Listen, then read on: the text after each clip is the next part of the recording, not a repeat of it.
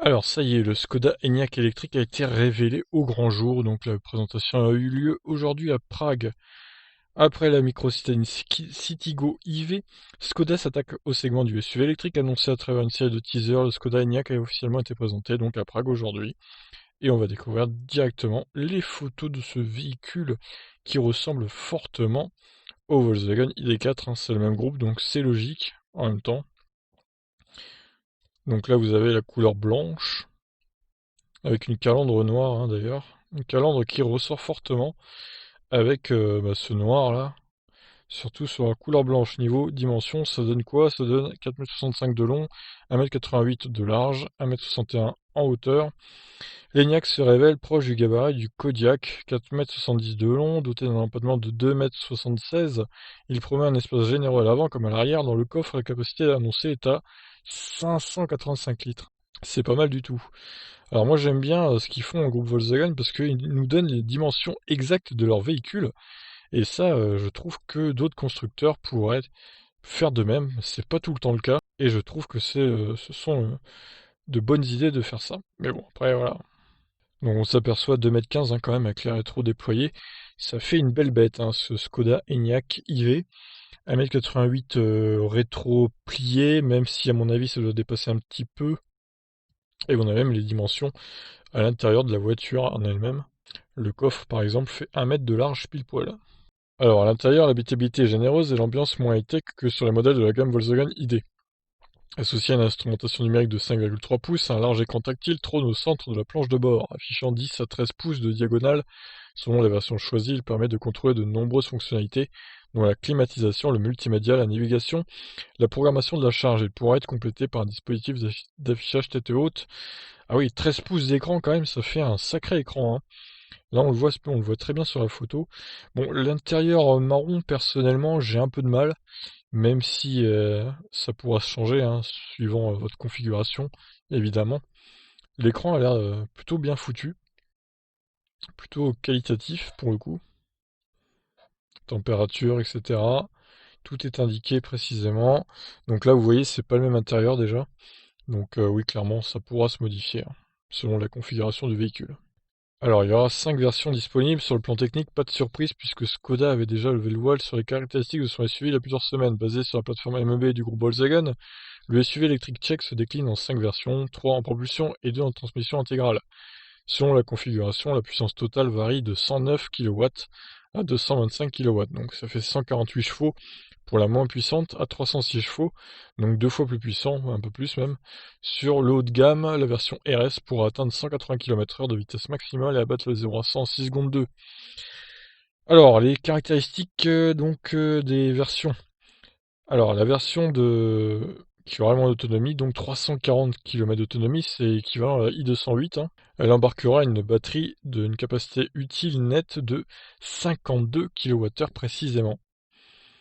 Donc oui, capacité nette de 55 et capacité utile de 52. Donc ça c'est bien détaillé aussi. Donc il y a 3 de marge pour la première version, il y a 4 kWh de marge pour l'autre, et il y a 5 kWh de marge pour les versions ayant la batterie 77 kWh. Donc ça, c'est bien aussi de jouer carte sur table, au moins on est fixé. Donc, 11 secondes 4, je trouve que c'est assez lent par contre pour les 150 chevaux de la version la moins dotée là. C'est quand même assez lent comme accélération. Je suis un peu surpris dans le mauvais sens du terme d'ailleurs. 150 kW, donc ça fait 204 chevaux équivalent Kona, et le 0 à 100 se fait en 8 secondes 5. Donc c'est quand même quasiment une seconde et demie de moins que le Kona. Enfin de plus que le Kona d'ailleurs, pour réaliser le 0 à 100, je trouve que c'est assez lent également. Cette version-là aura 510 km d'autonomie, donc la version ayant le plus d'autonomie, donc avec la batterie de 77 kWh. Donc les versions plus sportives, on va dire 4 roues motrices, auront 460 km d'autonomie pour un 0 à 100 en 6 secondes 9 pour la version Enyaq 80X, et la version Enyaq RS, le 0 à 100 en 6 secondes 2. Alors c'est pareil, hein, 6 secondes 2, 0 à 100 pour 306 chevaux, je trouve ça pas terrible au niveau performance. Bon, c'est un peu décevant là, de part de Volkswagen, enfin de Skoda du coup, et je sais pas du coup si le ID4 aura les mêmes caractéristiques, les mêmes performances, mais en tout cas c'est pas dingue hein, quand même. Bon, après, voilà, certains diront qu'on n'a pas besoin d'accélérer comme un porc. Déjà 6 secondes 2, c'est très bien. Oui, c'est sûr, c'est déjà pas mal. Mais moi, je suis un peu étonné de la version à 11 secondes 4, là, un peu lent quand même, hein. Même une i208 ou un i2008 accélère plus fort, hein, alors qu'il a moins de chevaux, c'est dire. Donc peut-être très lourd, hein, ce Skoda Enyaq également. C'est peut-être ça le problème, hein. Bon, ben poursuivons l'article du coup. Alors, la recharge, c'est important aussi la recharge. En entrée de gamme, la version 50 sera la seule limitée à 7,2 kW en courant alternatif, les autres versions grimpant jusqu'à 11 kW. En courant continu, les versions 50 et 60 proposeront respectivement 50 et 100 kW, tandis que les autres pourront grimper à 125 kW.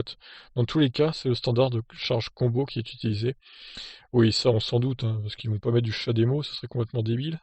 Ouais, donc la version 50, honnêtement, personne va l'acheter en fait, parce que déjà qu'elle aura une batterie très petite, 52 kWh même de capacité utile. En plus de ça, elle aura une recharge à 7.2. Bon, ça c'est pas très grave encore, mais le plus grave, c'est la recharge en version en courant continu. 50 kW seulement. C'est ridicule en 2021 de sortir un véhicule qui aura 50 kW de recharge. C'est non, cette version, personne ne l'achètera en fait. C'est ça le truc. Le minimum en 2021, 2020-2021, c'est quand même 100 kW, hein. C'est vraiment le minimum syndical maintenant.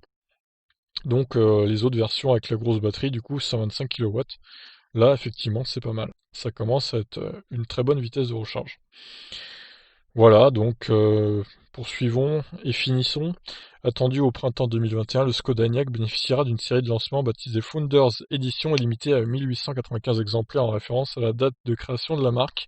Celle-ci proposera des équipements dont les calandres rétroéclairés et des jantes en alliage de 21 pouces. Elle sera uniquement proposée sur les versions 60 et 80. Assemblée à l'usine de Mlada Boleslav en République tchèque, le Skoda Enyaq entamera sa commercialisation en fin d'année. Les prix n'ont pas encore été révélés, donc la version 50 coûterait autour de 35 000 € hors bonus, donc 28 000 € bonus déduit.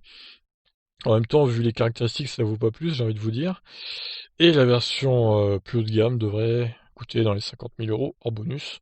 Donc nous, il n'y aura plus que 3 000 € de bonus, ça ferait 47 000 en gros, quoi. Voilà, voilà, bah écoutez, fin de cet article. Bon, un peu décevant d'un côté, parce que la version 50, elle servira à rien, personne l'achètera. Ou alors à moins que les gens qui ont très peu de... Enfin, pas très peu de moyens, parce que c'est quand même 28 000 €, c'est vrai que c'est une certaine somme. Mais honnêtement, si ça se trouve, la version 60, qui aura une meilleure autonomie et une meilleure vitesse de recharge, sera pas beaucoup plus chère, donc autant partir sur celle-là, parce qu'en plus elle accélérera plus fort. C'est quand même 2 secondes et demie de mieux à accélération, 50 km WLTP de mieux. Moi je conseillerais plus d'acheter la Enyaq 60, hein. Pour le coup, la 50, elle est vraiment inutile selon moi. Et je suis pas sûr d'ailleurs qu'il la sorte directement en premier, cette version 50. Mais bon, on verra bien. Euh, pour ce qui est des versions 77 kWh, ouais, 510 km d'autonomie, c'est pas mal. Mais ça aurait pu être un peu mieux. Donc après, c'est sûr que c'est un SUV, donc forcément l'efficience, elle est moindre. Mais ils auraient peut-être pu travailler un peu sur une meilleure efficience, parce que 77 kWh, c'est quand même un peu plus que le modèle X, que le modèle Y, pardon, de chez Tesla. Et celui-ci aura une meilleure autonomie, donc bon, voilà. Et en plus d'être plus puissant. Donc voilà, Volkswagen, vous avez encore du boulot devant vous. Bon, bah écoutez, sinon l'intérieur est plutôt pas mal, hein. Bel écran, belle finition.